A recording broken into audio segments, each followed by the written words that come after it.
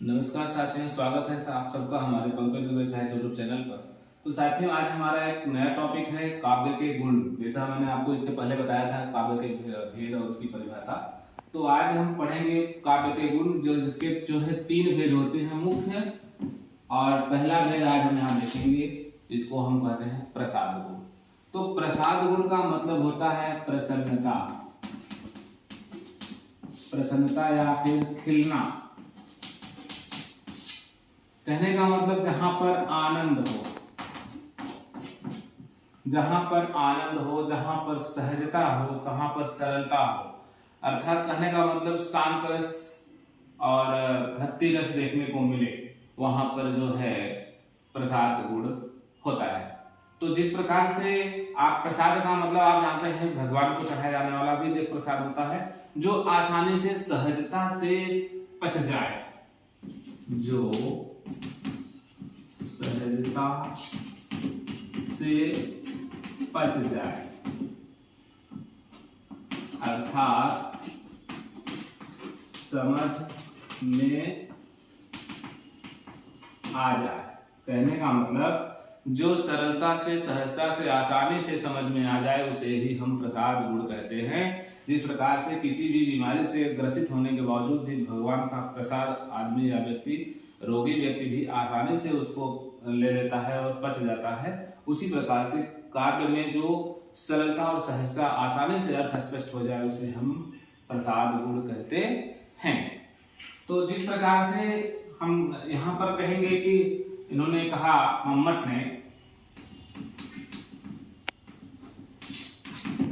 कि सूखा ईंधन, सूखे ईंधन में लिखने की जरूरत नहीं है। जिस प्रकार से सूखे ईंधन को जलने में अग्नि जो है प्रज्वलित होती है आसानी से, और अग्नि का स्वरूप देखते बनता है। सूखे ईंधन में जो है अग्नि को देखना, और स्वच्छ जल में चेहरे को देखना, इसको जो है आनंदवर्धन ने कहा। ठीक है, आनंदवर्धन। और जो है दंडी ने कहा कि शब्दों का वह रूप या अर्थ का वह रूप, अर्थ का वह रूप जिस शब्द को पढ़ने से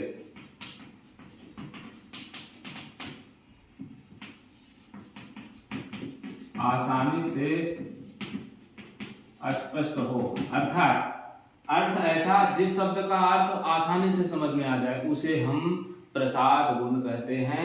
या शब्दों का वह रूप जो किसी अर्थ को प्रतीत करने वाले हों, आसानी से समझ में आ जाए पाठक को, उसे ही हम प्रसाद गुण कहते हैं। यहाँ पर सूखे ईंधन में अग्नि को और स्वच्छ जल में चेहरे को, ये मैंने जो है उदाहरण दिया कि जो है मम्मट ने क्या कहा, आनंदवर्धन ने क्या कहा और दंडी ने क्या कहा। इसी के आधार पर मैं आपको उदाहरण बता।